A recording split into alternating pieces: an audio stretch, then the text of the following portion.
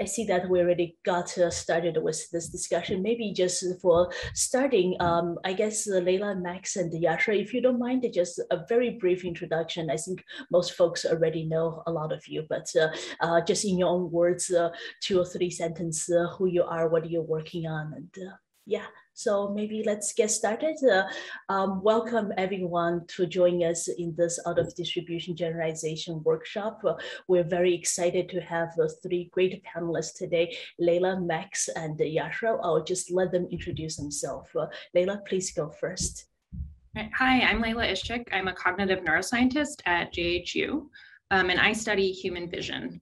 My background is in studying invariant object recognition, but more recently, my group and I have been studying what we call social vision. So how you see information and understand information about other people. Awesome. Max? Hi, my name is Max Welling. I run the machine learning lab at the University of Amsterdam. And recently, I also started a Microsoft Research Office in Amsterdam on molecular simulation. Oh, welcome. And Yashra? Yes, my name is Yoshua Bengio. I'm a professor at the University of Montreal and scientific director of MILA. And I've been interested for a few years in out-of-distribution generalization, but mostly about how we can put in structure in our models in order to cope with that. From 2 angles. One is more causality and causal mechanisms and interventions, and the other being from the inspiration of how humans do it from the cognitive neuroscience perspective. So welcome, thank you. And I guess then, Yashra, what does it mean for you when I say it's out of distribution, and why is it important? Right. This is a great question. Because just saying it's out of distribution doesn't mean much. I mean, there's so many possible distributions that could be different from our training distribution. And if we don't have any connection between the training distribution and say the test distribution we care about, then there is no possibility of generalization. So really, an important question is what sort of assumption can we make about what remains the same, and what should the learner figure out about what's kind of stationary across these distributions? And I think here causality gives us really good insights and a theoretical framework. It basically says there are things in the world that are stationary. There are like how the world works, like the mechanisms. And then there are things that change, like the values of variables and the circumstances. And sometimes it can change slowly. So you can get a whole data set for one environment where some of these variables don't change. And then we move to a different environment. It's the same mechanisms, but things look very different, like going from Earth to the moon, for example. Same laws of physics. Pictures are very different. Thanks for that. That's a very great overview of what this workshop is about. And I guess, Leila, since Yashra and all of us are hoping to draw some inspirations back from natural intelligence, what do you think about OOD problems? What does it mean in your field? Yeah, I agree. It's a great question. And I mean, like Yashua said, it's what is the distribution that an adult human, what is in distribution for an adult human? I mean, to some extent, we don't even know the answer to that question. It's clear that kids are constantly learning new things that are totally out of distribution. But if you think about generalization more generally, and how humans do it versus how machines or deep learning systems do it, right? It's very different.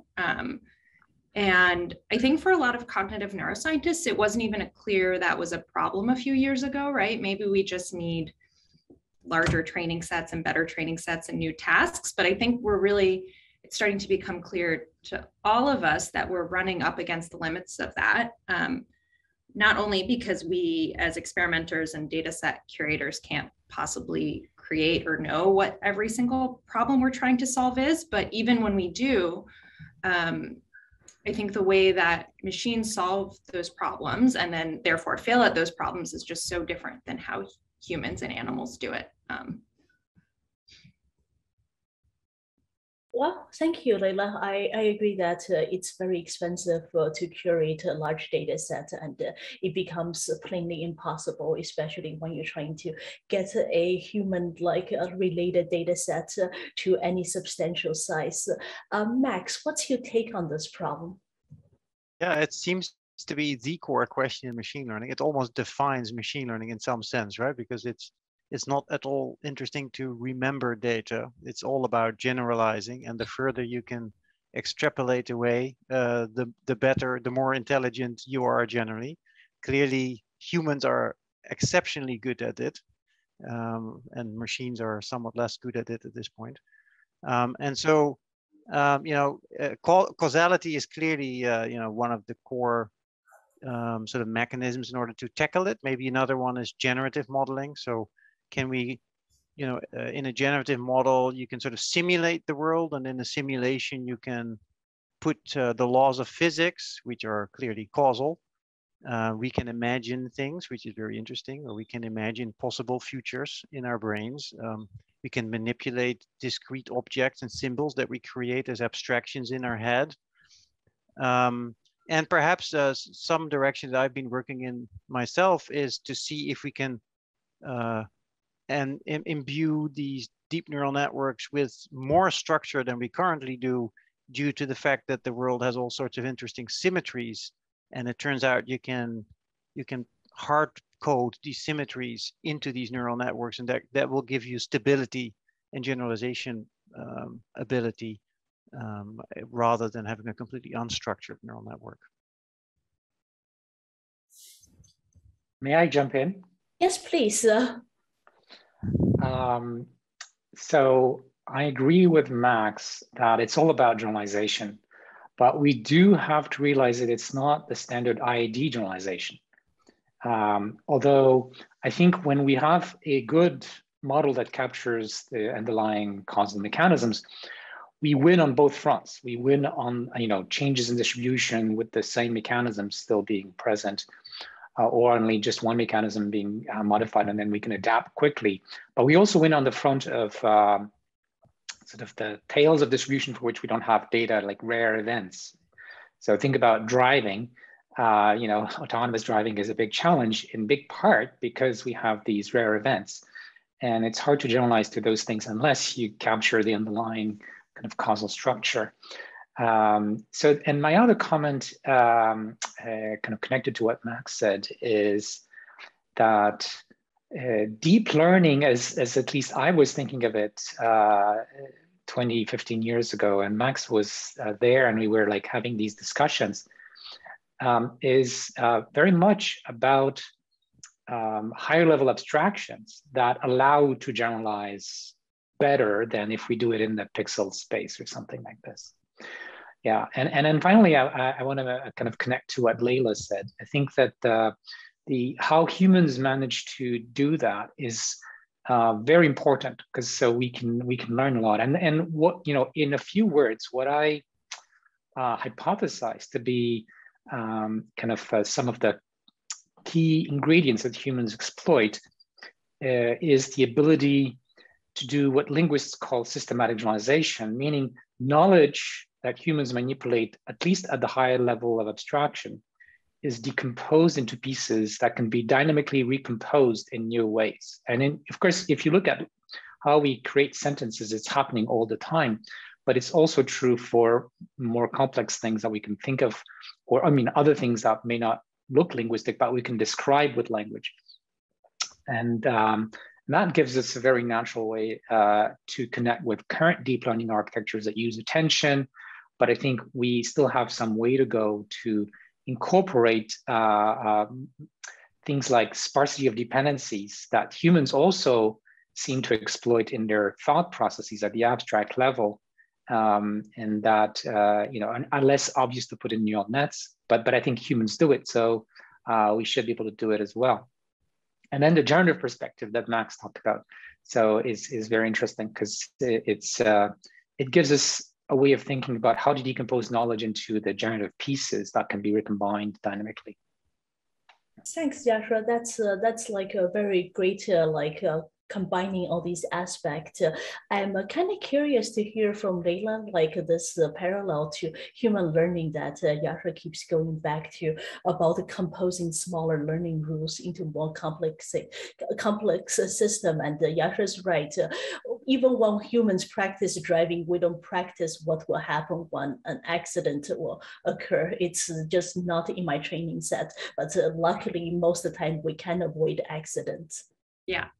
Yeah, I mean, I think Yoshua is totally right that the compositionality, that learning these abstract representations that we can then compose to understand and apply to totally new situations is something that humans do that I totally agree. I mean, I think deep learning originally was conceived with some of these notions to extract these abstract representations, and it has, you know, like convolution as a bias that humans have, right, that's built in. And I thought it was interesting what Max said about, I think there's certainly a lot of promise in these efforts to try and build in these more human attempts. The other thing that humans do that deep learning systems don't is that when we encounter something new, we have an idea, we're often very uncertain about it, right? And so I have a project with Josh, being led by a great student, Zhang Xin, who quantified human pattern learning and showed that, you know, if you give people a, you know, dual class learning visual problem and you give them a lot of training data and then you ask them to extrapolate,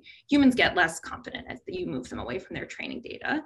But deep learning systems actually get more confident, right? And so I think understanding the notion of human confidence and how we deal with uncertainty in that way is something that I'm interested in doing more, and I think can be useful to machine learning systems as well. Thanks, Leila. Jovo, since you're on the call, I'm kind of curious your take on that as well. Thanks, Wei Wei. Thanks, everybody. It's really fun to be here and listen to everyone's different perspectives on things. I think I'll just say a couple of things. One is touching on what Leila was just saying about the humans versus machines. And Max said something related to this too. What machines can do is memorize everything precisely, like up to double precision. Humans and other natural agents cannot just memorize everything. So in a sense, there's like this resource constraint that we have that requires us to figure out how to generalize, because we can't just remember and do exactly the same thing. And I think it just creates a whole different set of problems for us that machines don't have. And so we're kind of starting from a very different place. The other thing I wanted to mention is this idea of causality, which I agree that humans are pretty good at, and it seems like machines are not that good at. I would also say that there's several different notions of causality that are incompatible even. Like in physics, if you think about causality, like E equals mc squared or something like that, like causality means something very different when you get to fundamental physics than when you're writing down a directed acyclic graph and trying to talk about compounding and things like that. And so at a fundamental level, there's a whole group of people that don't even believe that causality is a fundamental concept. It's just a human construct that enables us to kind of understand correlations that tend to persist. And I just think that's an interesting thing as we talk about the difference between machines and natural intelligence, that this notion of causality may be a human construct and not actually a fundamental thing. I see that Yoshua had his hands raised. Yoshua, please. Yeah, and I'm sure Max will have things to say about this. So I think I also want to raise my hand. So yeah, I agree, Josh. Causality is mostly like a human construction. It's an extremely useful one, and but I think there's a physical basis for it. So if you were like a omniscient, a perfect observer, and you could see the full wave equation or the position and momentum of every particle, then there is no time direction. So what does it mean, cause and effect? Like the cause doesn't cause effect more than effect causes cause. So it's kind of meaningless. But if you're an observer, like a microscopic observer, like we are, then of course you have the second law of thermodynamics, and then there's predictability direction that makes a lot of sense, and uncertainty in one direction. So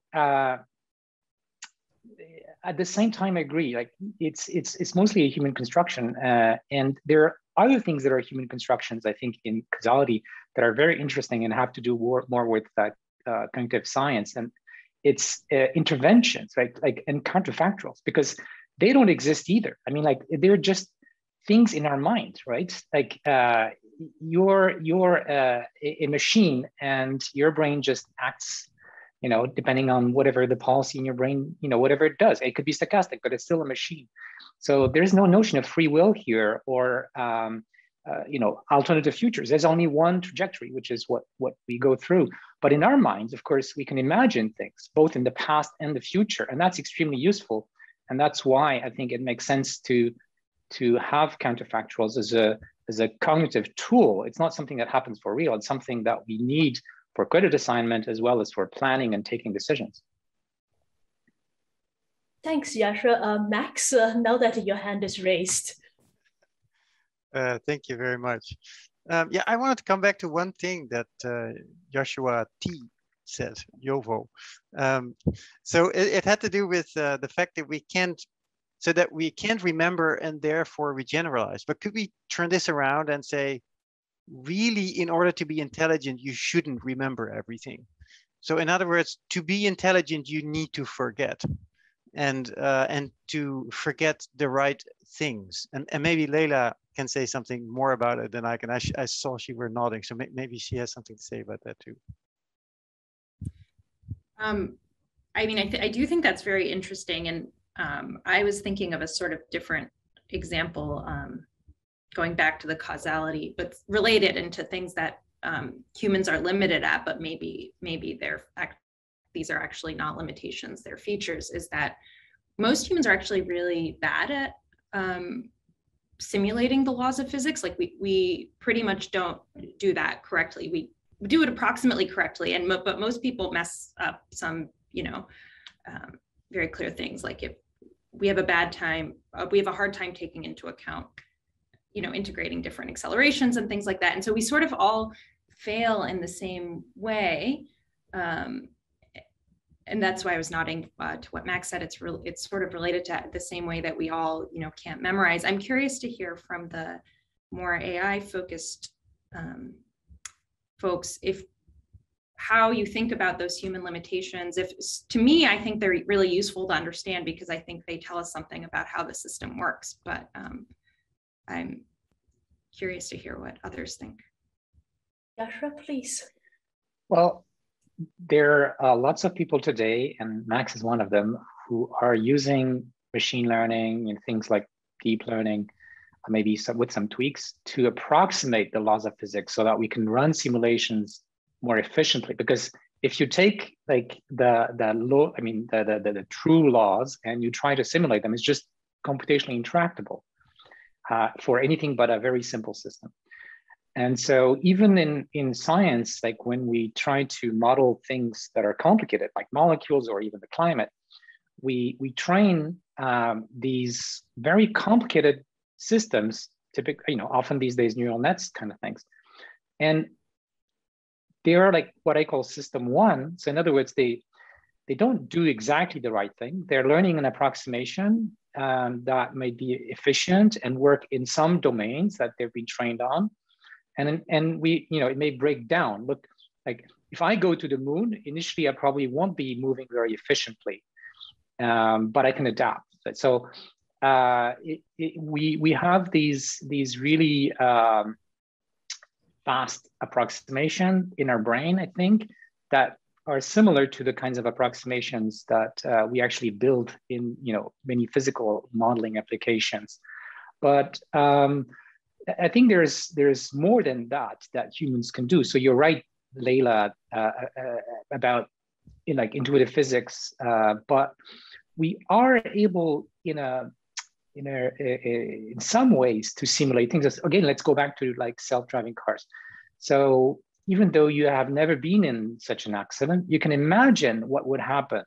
And you're not imagining at a level of like low-level physics. You're imagining things like, you know, different vehicles moving more or less at some speed, and like you press on the brake and the guy behind you is going to hit you. So it's it's not the same thing as modeling the laws of physics, but it has this property that we were talking about earlier of compositionality that allows me to imagine all kinds of variations on the theme of, pedestrian comes or all kinds of things like that. And I can do all these simulations. So there is a simulation. It's just not happening at the low level of physics. Thanks, Yoshua. Max, I'm curious on your take. Maybe you can also elaborate a little bit on these causal physics-based simulation sense that you're working on. Yeah, so I think the discussion is very, very interesting. In fact, and I think it's something, so it's related to something like, I think it's called computational reducibility or something like this. I think Wolfram calls this something like this. So if the world at its very lowest level is completely deterministic, which some people call super determinism, everything, of course, there will not be any free will or anything like that, right? It's just the next state of the world is, barring quantum mechanics, for now, but, the next state of the world will be exactly a function of the previous state of the world, right? And so basically, then everything gets pretty boring, right? But so when you start to coarse grain things, so there's parts of the world that cannot be predicted, and then there's parts of the world, features of the world that can be predicted. And I think this is what Joshua was talking about as well, right? So most of the things you can simply not predict because you cannot compute faster than nature can compute, right? Quantum mechanics could be one example where, you just cannot go faster than quantum mechanics itself, or you need an absolutely huge computer for even a small piece of world that you're trying to simulate. But there are aspects of the world at a coarse-grained level that you can predict about the world. And these are these abstract things, like the concepts that we use to reason about the world, right?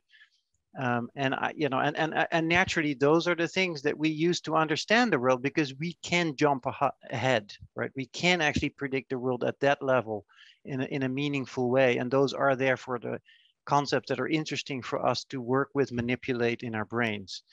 Yeah, I think it's a very, very deep and interesting discussion of, for instance, where does causality enter into this picture, right? Maybe causality doesn't really exist at the very, very, micro level, or maybe everything is trivially causal because it's deterministic.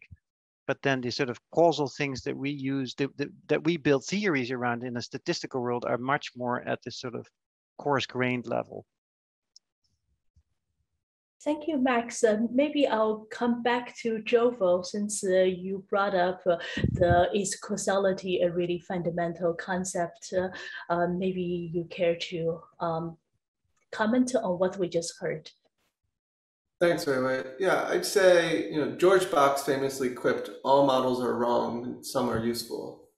And I think I agree with that, although to a point, in the sense of they're not really even wrong, in the sense they're not designed to be right. They're designed to be summaries of the world that we can use. It's just like a map. Like a map's not supposed to be perfectly every single molecule in the world, then it wouldn't be useful. That would just be the world again. So there's supposed to be summaries which ignore the things that we don't care about for some particular purpose, some exploitation task. And so it's that second part of the quip, that some are useful. The real question is, like, when are they useful and for what? And to me, that's all of machine learning and any science paper, basically. When we write down a new model, it's like, okay, here's this thing. We know, say, the arbitrary slow convergence theorem, and we know the no free lunch theorem. So the question is, when is it useful? In some, what's the regime? What's the number of parameters and the number of samples and the particular distributions and the particular out of sample distributions? Like, in what context is it useful? Once we say that, then we know what there is to know about this intelligent system or this algorithm or this agent. And that's kind of, I think, what our goal is. If it's a model or an agent or a procedure, and not just our goal, it's also like animals. They also build all these internal world models. Humans make them explicit and write them down formally sometimes, but animals have them too. And the question is, like, when are they useful for us? And when are they not useful? And how can we utilize them to make our world better for everyone and everything in it, rather than making it worse for things? So Jovo, what you're saying raises an interesting question that I think is an open one in machine learning. Basically, do you believe in unsupervised learning, or do you believe that the only kind of meaningful, I mean, for learning abstract high-level representations, or do you think that the only meaningful abstract representations are ones that are tied to some task or specific, contexts? And obviously I don't know the answer to this, but I like to think that it's really worthwhile exploring the possibility that at least in a very large set of class, which Janneke and I call the AI set, meaning the things that humans do well, it's a very, very broad class, right? And then maybe in that class, there are fairly general abstractions that can be constructed that work across the board, basically across all these things. And we don't need to see all of those tasks in order to get them. So, at an extreme, we have the no free lunch theorem. So, of course, there is no completely general learner, nor is there completely general representations. But for the kind of reasonable environments that they say humans are embedded in, maybe there is a set of abstractions that make a lot of sense and help us construct solutions across a broad set of contexts. Thanks, Yoshua. Leila, I think you might have some comment. I think that's a really interesting dichotomy Yoshua set up. But it seems to me that even by just saying the set of tasks that humans, or the set of contexts or environments that humans live in, we've already sort of defined a task, right? And so I feel like it's almost impossible to it's true, but we also generalize across these tasks. Definitely. So look at how fast humans can learn to play a new game or something. Yep. Yeah. We don't do so in a completely unsupervised way, but I think it's a really interesting question to what extent we have these general flexible representations. I mean, we still don't know, right? But it's not like we have one uniform chunk of cortex that does all of this, right? And so to some extent, maybe we shouldn't be searching for one uniform machine or set of algorithms that can see and walk and play games, right? We know that there are different systems in the human doing those too. I'd be curious to hear, Yoshua and Max, how you think about that. Yeah, so it's clear that we all share some representation together, right? Otherwise we cannot even communicate, but we all have our abstractions in our brain, which are just the objects in the world and the relationships between these objects. So, and they need to do the task of helping us, survive in this world. So to some degree, that's a universal representation. I guess somehow you combine them in different ways to solve different tasks, for sure. But what's also an interesting question is maybe to ask, so you say there's no sort of one single slab of cortex that solves everything for us. But is there perhaps a single learning algorithm that could actually, given data, would then sort of specialize the different parts of the cortex to solve these different tasks? So at least we have a one unified learning algorithm, perhaps. I don't know. I mean, if you think about how children learn concepts versus how you teach them to play chess or math, those feel very different, right? And I think they are fairly different. So I think it's still an open question. So I want to react to the question Max asked about, is there like a universal learning algorithm? A lot of the theory that we have about machine learning asks this kinds of questions at the level of the learning algorithm. And that gives us some insights. But in the last few years, I've been more and more kind of focusing on a slightly different way of thinking about it. Instead of thinking directly about the learning algorithm, think about the inductive biases, right? And I think if we're trying to also figure out what humans maybe come into the world with in order to get better generalization. That's maybe an easier way because we can separate these inductive biases, they're different ones, and they each maybe bring us a different advantage, and you don't need to have all of them before you get, and of course, for different inductive biases, you might get different algorithms. And even for the same set of inductive biases, there are many ways they can be implemented because computation, it might be more or less efficient and so on, but inductive biases are sort of more abstract notions. And of course, Max has been working a lot on these kinds of things from the physics point of view, or they're like vision and properties of objects in the world and so on. And I've been thinking a lot about inductive biases that we can guess, hypothesize based on a human like language, basically as a window into our thoughts. And yeah, I think it's from a scientific perspective, it's easier. Like instead of having a learning algorithm as a black box, you're gonna like peer into it at an abstract level and say, okay, so we have the no-free-lunch theorem, so we need some inductive biases, but what should they be? And can we like at least discuss them? Maybe not always easy to formalize them, but discuss them in a way that's going to guide the design of learning algorithms, and we can test hypotheses about them. Like they're basically assumptions about the world, and so we can test when they fail and things like that. Thanks, Yoshua. Jovo, I'm curious your thoughts around what's been discussed, especially around the inductive bias. Yeah, I have a lot of thoughts on that. So we've been doing a lot of work recently on continual learning and lifelong learning, and this comes up part of what Max said earlier about forgetting, and then Yoshua also about humans learning new games quickly. I think the truth of the matter is for all naturally intelligent beings, if they have a sequence of tasks, sometimes when you get a new task, we'll do much better at them by virtue of having the previous tasks. And sometimes we'll actually do much worse. Like for example, if you know how to ride a bike and then you flip the handlebars so they go the other direction, it takes you a really long time to figure that out.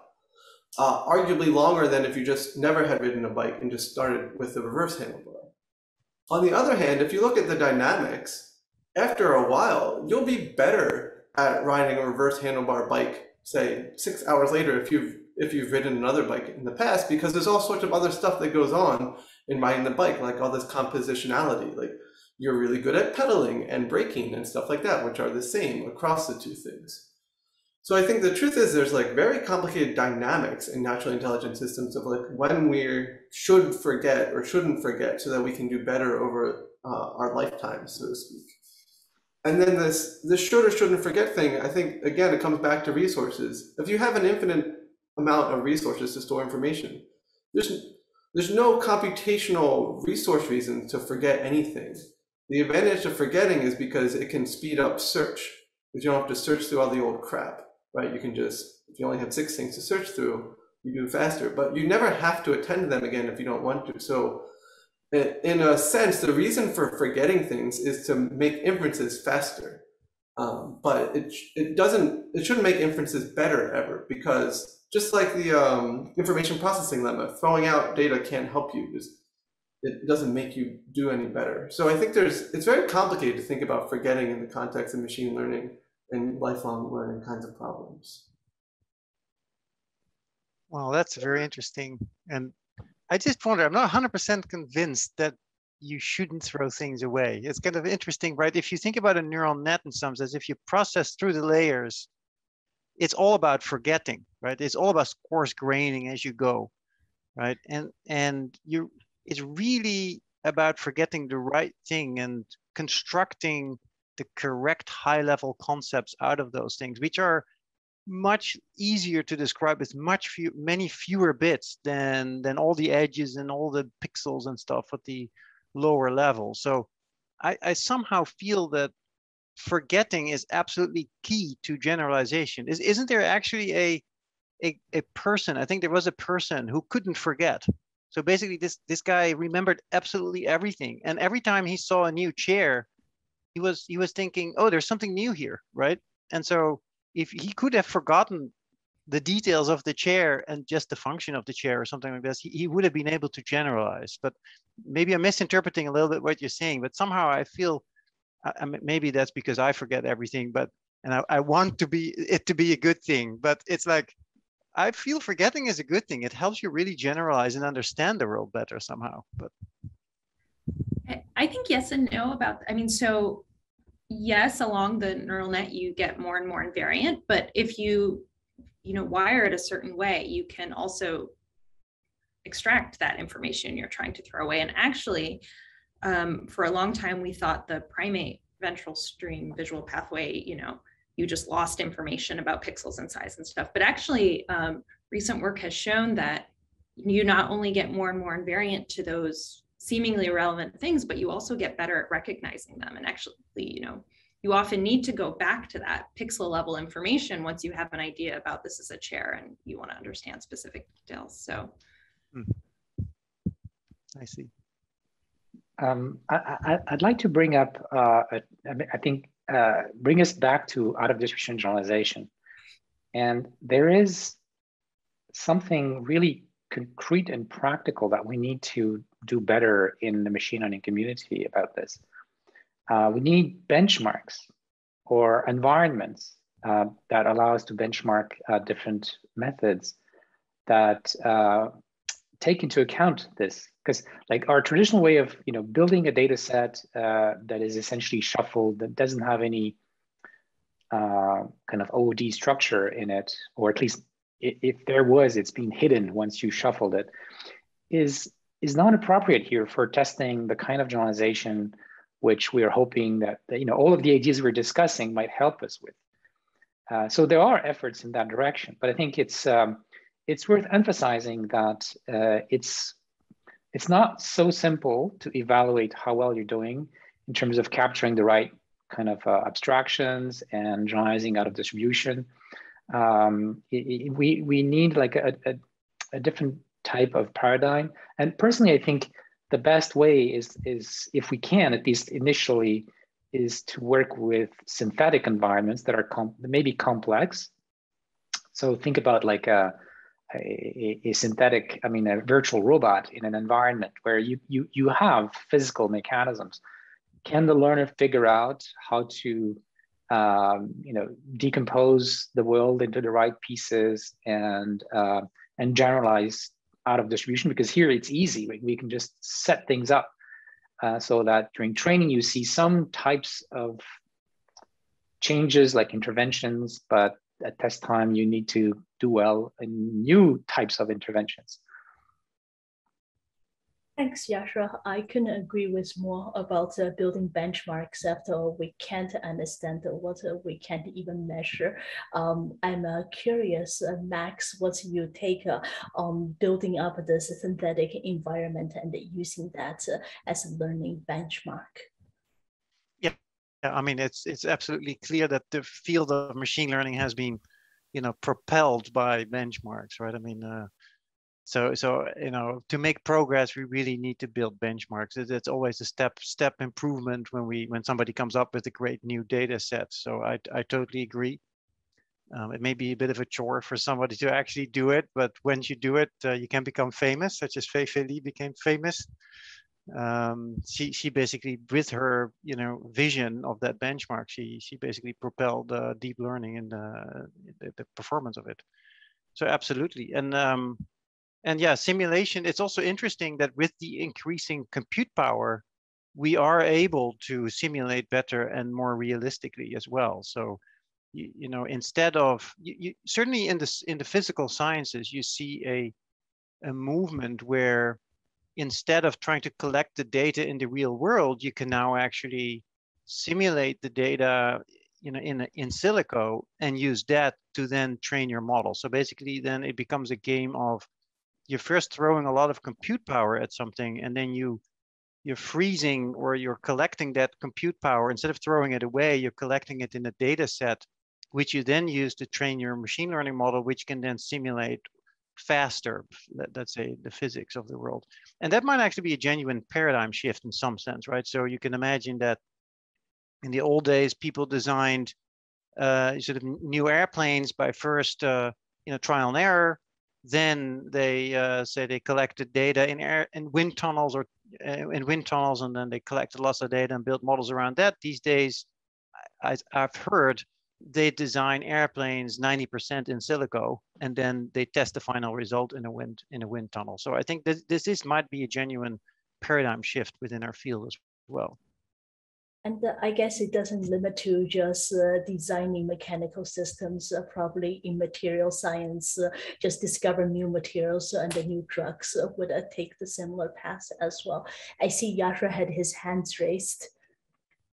Yeah, but I wanted to hear Leila first. Yes, Leila. Great, thank you. I totally agree that I think benchmarks are really important.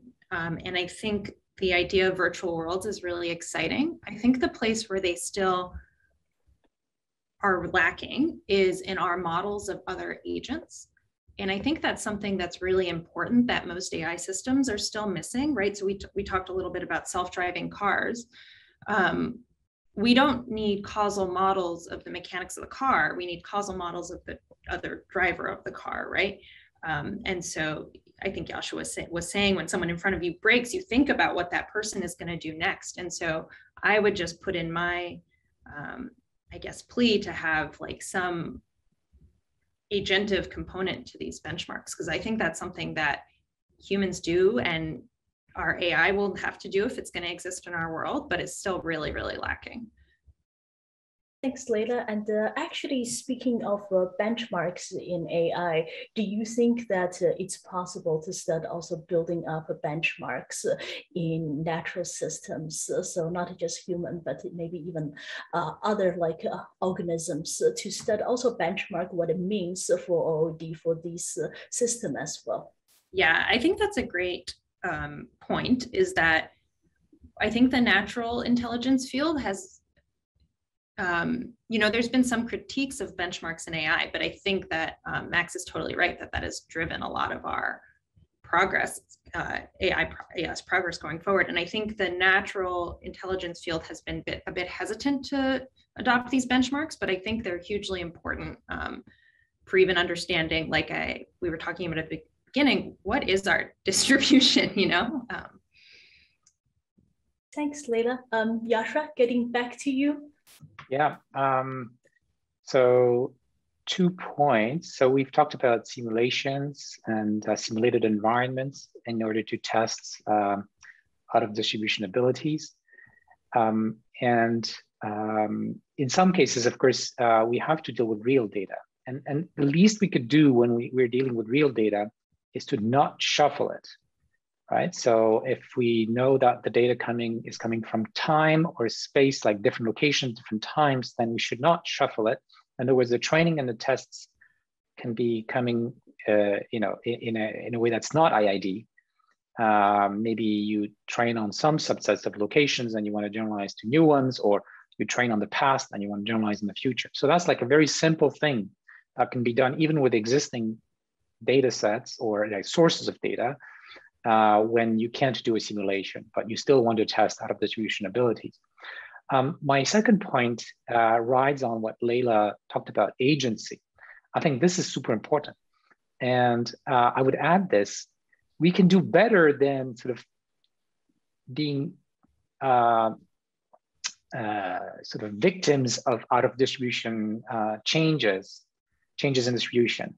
We can be intentional.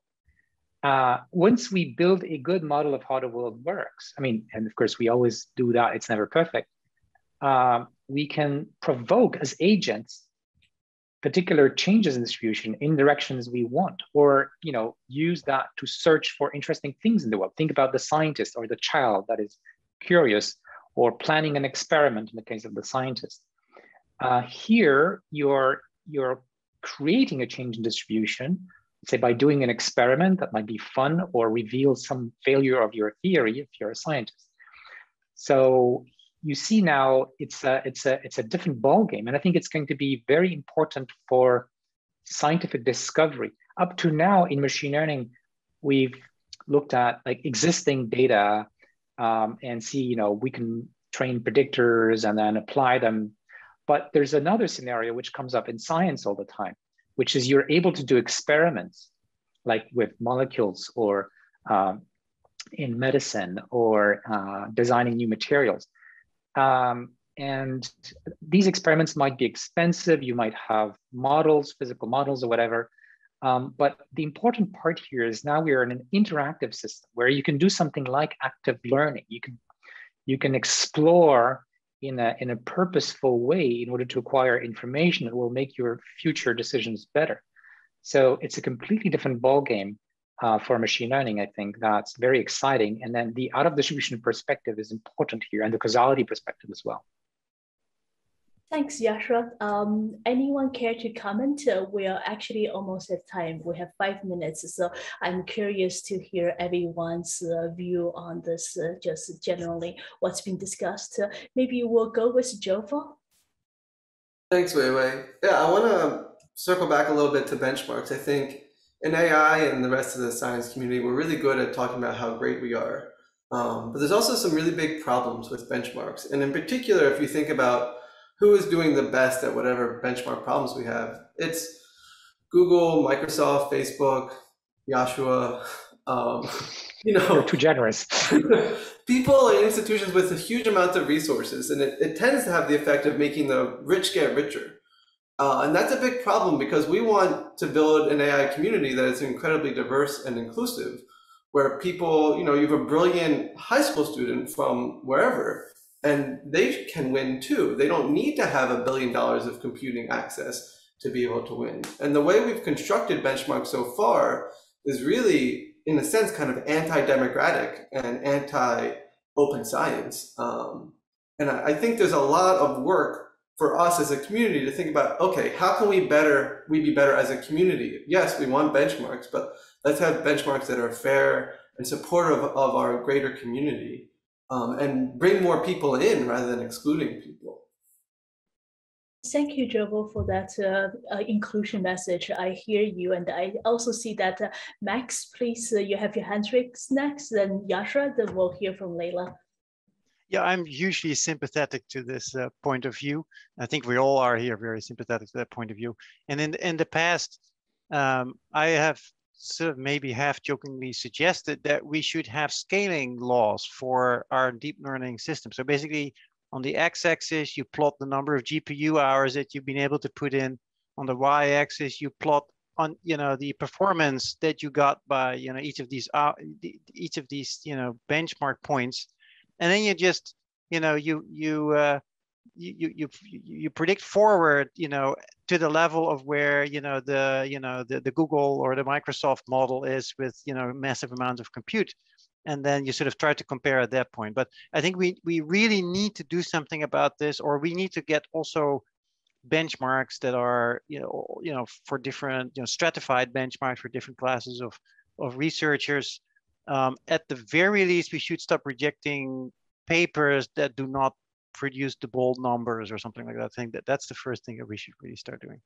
I couldn't agree with more. And also just getting back to your point of capture these computer resources. If we run a simulation, maybe use that and open that to the general public so other people can derive values from already spent compute.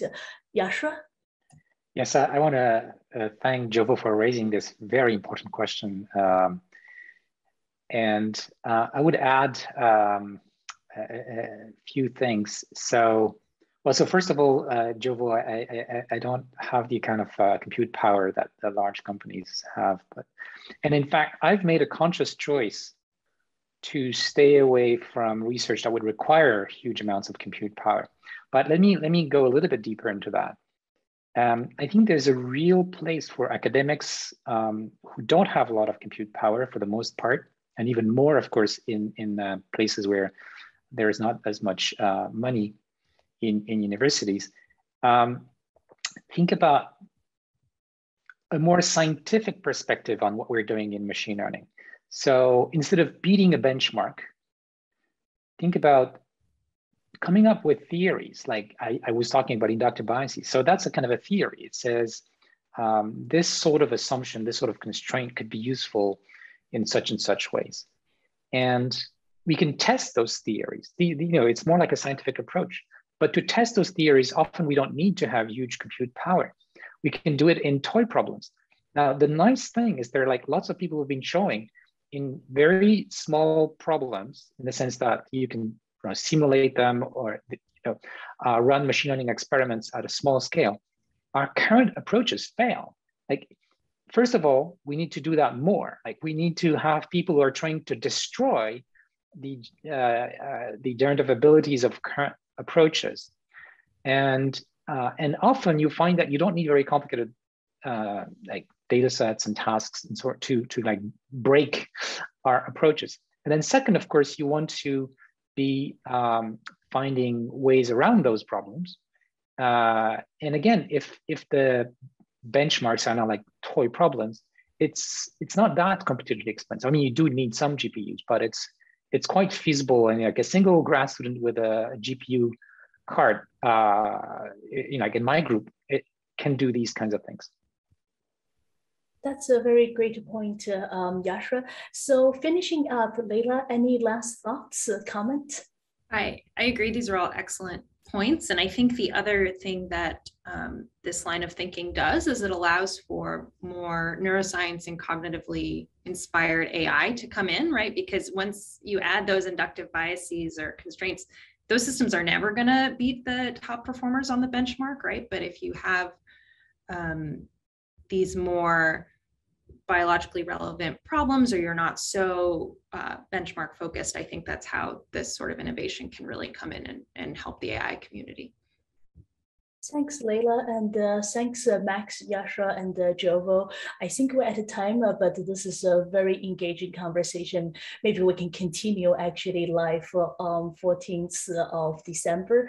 I would hope everyone can come back and join us live as well.